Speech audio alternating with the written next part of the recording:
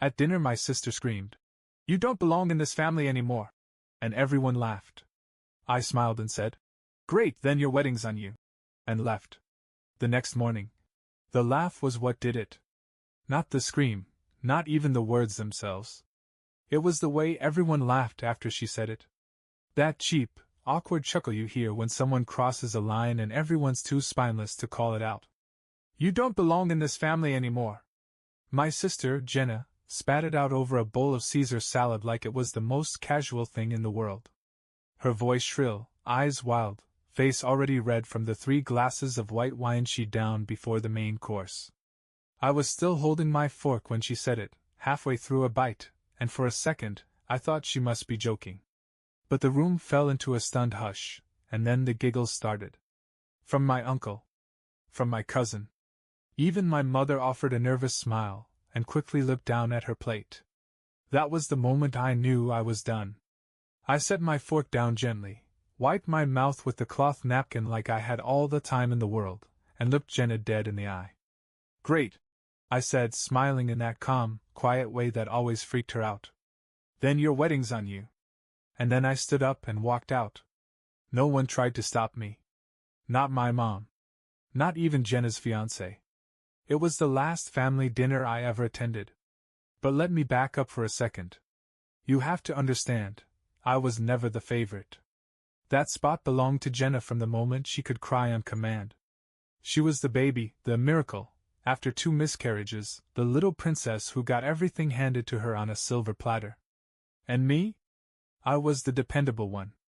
The one who stepped up when our dad passed, who paid the bills, who put my own life on hold to make sure everyone else stayed afloat. So when Jenna got engaged and came crying to me about how tight money was, even though her Instagram was full of spa weekends and champagne brunches, I said yes. Again. Like I always did. I paid for the venue. The band. The florals. Even the deposit on that ridiculous 3-tier cake she insisted had to be custom-made with edible pearls. And still, I didn't belong. That dinner wasn't the first crack in the glass, but it was the one that shattered everything. And the next morning? That's when I made the call. One by one, I started pulling the pins from the grenade Jenna had no idea was in her lap. The morning after the dinner, I woke up calm. Too calm. It was that eerie kind of quiet you feel right before a storm hits, when your chest isn't tight anymore, because you've finally accepted that you're about to burn the whole damn thing down. I made coffee. Sat at the kitchen table. Watched the steam rise as I opened my laptop. First up, the venue. I'd fronted the deposit and had the balance scheduled to be auto-paid next week. I opened the email thread with the event coordinator, a woman named Sheila who'd been painstakingly polite through Jenna's endless, self-important emails. "Hi Sheila," I typed. "Unfortunately, I need to cancel our booking for the Montgomery wedding on June 3rd. Circumstances have changed, and I'll be halting all future payments. I understand the deposit is non-refundable. Consider that a generous gift. Send." 1 domino down. Next, the caterer. Jenna had insisted on a farm-to-table menu that was wildly out of budget. I had agreed anyway, partly because I didn't want her calling me cheap at another family gathering. Not that it helped. I scrolled to the invoice. 4,000 still outstanding. Due in 2 days. Cancel. Then came the band. A 3-piece jazz ensemble from downtown who Jenna said added a touch of class. They were nice guys. I actually felt a little bad canceling on them. I told them the truth, that the event was no longer happening. They understood. Musicians know what it means to get shafted by rich kid weddings. But I saved the best for last, the florist. Jenna had chosen a designer who specialized in statement installations. Think 9-foot floral arches and tables covered in roses no one would appreciate because they'd be too busy pretending to like each other. The florist had texted me just the day before about ribbon colors. I texted her back. "The wedding's off. Thanks for your time." By 10 a.m., every thread Jenna had used to string together her fantasy day had been quietly snipped. And still, not a word from her. Not a text. Not a call. Not even a passive-aggressive emoji from my mother. They probably thought I was bluffing. They didn't know me at all. I wasn't done. Because this wasn't just about money. It was about everything they thought they could get away with. And now it was time Jenna's fiancé found out who he was really marrying. By noon, I was sitting in front of my desktop, staring at the folder I never thought I'd use, the one labeled Jenna Receipts. I'd started it out of spite a few months ago, after she ranted over brunch about how I owed her for being such a difficult child growing up. That little moment stuck with me, so I began saving things. Screenshots. Voice memos. Snippets of conversations. Stuff she never thought twice about saying, but I remembered. At the time, it felt petty. Now, it felt necessary. I pulled up a screenshot first, a text exchange between Jenna and her best friend, Madeline. It was dated about 3 months back, around the time she had gotten engaged. Jenna: I mean, Kevin's nice, but like nice. No edge. No mystery. Madeline: You're marrying him though? Jenna: Girl, I'm tired. Dating broke guys in their 30s is a joke. Kevin's boring but stable. I'll deal. That was the opening act. Then came the ones about our family, the ones that made something twist in my gut even more than the money ever did. A conversation between her and another bridesmaid after our mom asked her to be more patient with me. Jenna: Ugh. I swear if Mom defends him one more time, I'll scream. Bridesmaid: LOL, he's paying for your wedding, right? Jenna: Yeah, because he has nothing else going for him. It's his sad little legacy. And then there was the cherry on top, the credit card statement. Kevin didn't know she had a secret card. I did. I found it when she asked me to help her figure out her budget one afternoon and left her Chase login open on my laptop. 12 grand in debt. Mostly on designer shoes, luxury skincare, and one suspicious charge for a hotel in the city that wasn't tied to any bridal event. I gathered it all into a neat, brutal little package and composed the message. Hey Kevin. I know we don't talk much, but I thought you deserved a heads up before things go any further. I've attached a few screenshots and statements. None of this is fabricated. You should read them carefully, especially the ones where Jenna talks about you. And us. I don't expect you to thank me. But I do hope you think twice about who you're planning to spend your life with. I hit send. I sat back in my chair and stared at the screen. I didn't feel guilty. I didn't feel nervous. I just felt light. Like something had been pulled from my chest after years of pressure. That evening, the real fireworks started. I was making dinner when the first call came in. Jenna. I let it ring. Then came my mother. Then Jenna again. Then my aunt, which really cemented that whatever storm was building had started to make landfall. I didn't answer any of them. But Kevin? He didn't call. That silence was deafening, and exactly what I expected from a man who just found out his fiancée had been lying to him with the casual precision of someone brushing lint off their shoulder. It was around 9 p.m. when I finally opened Jenna's texts. There were 23 of them. The first few were the usual theatrics. Are you insane? What is wrong with you? You ruined everything. But then her tone shifted. Please don't do this. Can we talk? I didn't mean it. I was drunk. Everyone was laughing. Kevin's not picking up. Please. You don't understand. Oh, I understood perfectly. The next message came with a screenshot, Kevin's response to her frantic wall of texts. I saw the screenshots. I'm not just calling off the wedding. I'm done. Lose my number. It was harsh. Brutal, even. But he wasn't wrong. That was when Jenna stopped texting and started calling again. I watched the screen light up from across the room. 10 calls in 20 minutes. I turned off my phone and poured myself a drink. The next morning, I woke up to a new thread of texts from my mother. They started with concern. What happened? Why are you doing this? Then guilt.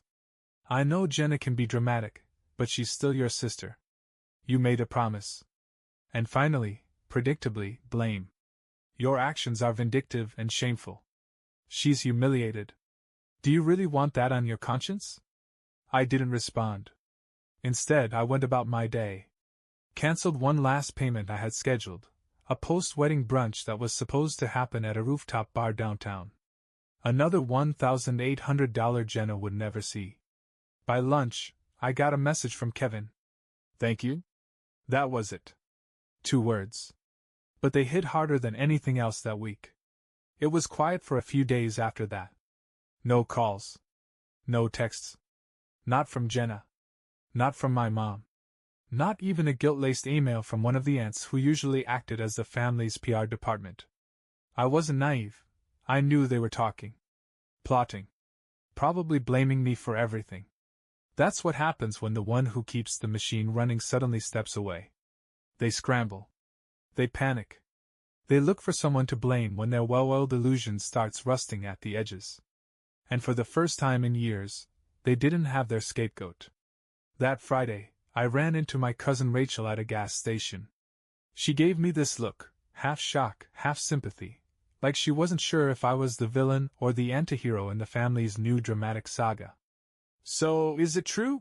she asked, lowering her sunglasses like we were in a soap opera. I just raised an eyebrow. "You'll have to be more specific." She hesitated. "That you blew up Jenna's wedding. That Kevin left her. That..." She leaned in. "You told him about the debt and the texts." I didn't confirm or deny it. Instead, I said, "If I did, do you think I was wrong?" She blinked. Paused. Then, softly, "No." That was all I needed to hear. The next evening, I heard from Kevin again. This time, he called. I answered. "I just wanted to say, thank you," he said again, but this time there was more weight to it. It was like I was watching this version of her I didn't even recognize. I thought she was stressed, but now I think she just thought she could get away with it. Because she always has, I said quietly. He was silent for a moment. Then he said, "You saved me from a lifetime of that." We didn't talk long. There wasn't much more to say. But it felt like closing the door on something, not slamming it, just locking it for good. Meanwhile, Jenna? Her Instagram, once a daily flood of selfies and countdowns to Jenna and Kevin's big day ring sparkles, had gone radio silent. 3 days. 4. Then a post appeared. A black and white photo of a wilted bouquet. Caption: "Not everyone is who they pretend to be." Lesson learned. The irony nearly gave me whiplash. A week passed. Then 2. The wedding date, June 3rd, came and went without a single white dress or champagne toast. No vows. No garter toss. No teary-eyed speeches about love conquering all. Instead, there were whispers. Long Facebook posts from distant relatives dancing around what had really happened. A few bold comments from old family friends, the kind who always talk too loud at reunions, asking why Jenna's registry had vanished and why the venue had switched to a different couple's wedding. But the biggest shock wasn't the silence. It was how quickly the people around her scattered. Turns out, when the party's cancelled, so is the entourage. Her bridesmaids unfollowed her. One of them, Melissa, I think, even DM'd me days later with a message that read, "You did what the rest of us were too scared to do. Good for you." Ouch. As for my mother, she tried one last time to bring me back into the fold. She showed up at my apartment without warning, holding a tray of lemon squares like we were still pretending everything could be fixed with sugar and nostalgia. "You made your point," she said, before I even got the door fully open. "But enough is enough." I stood in the doorway, arms crossed. "Enough of what, exactly?" I asked.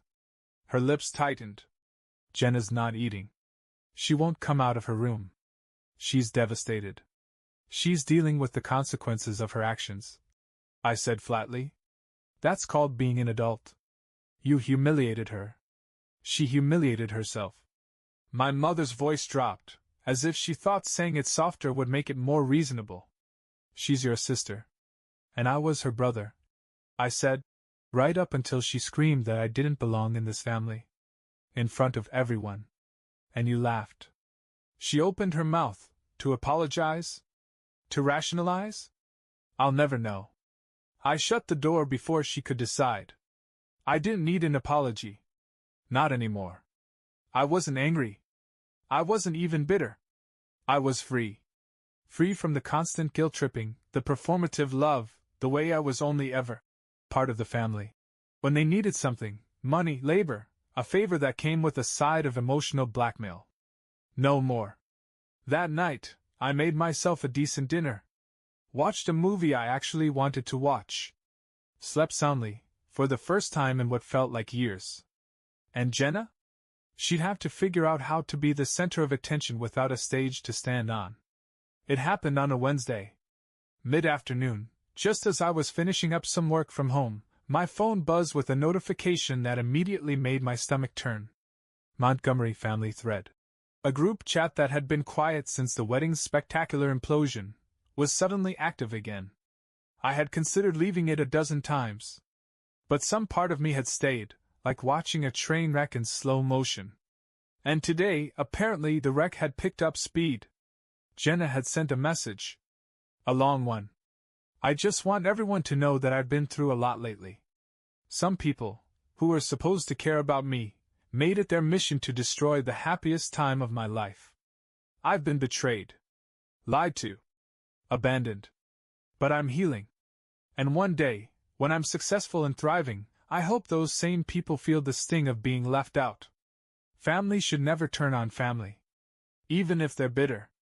Even if they've always been jealous. She didn't mention me by name. She didn't have to.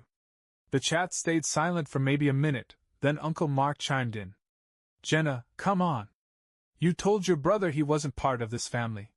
He paid for everything and you treated him like a spare tire. Don't twist it now. Then Rachel, the cousin from the gas station, added.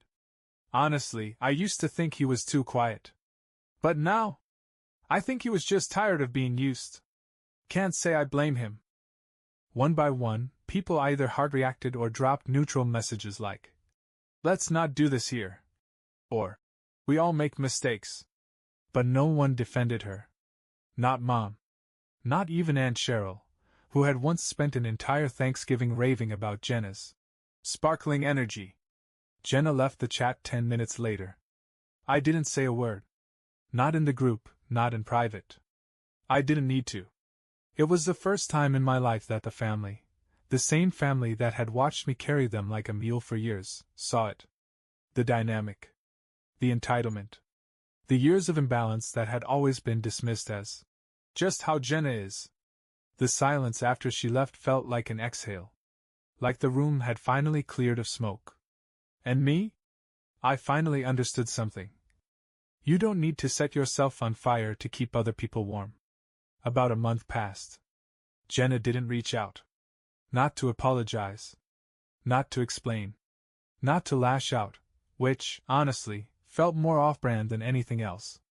My mother did, once, a brief voicemail that sounded more like a sigh than a message. Just her voice, soft and tired. I wish things hadn't gotten this bad. But things hadn't gotten this bad. They had always been this bad. People just finally noticed. Meanwhile, word trickled in from people still in the loop. Kevin had moved out of state. Started fresh. Got a promotion, too.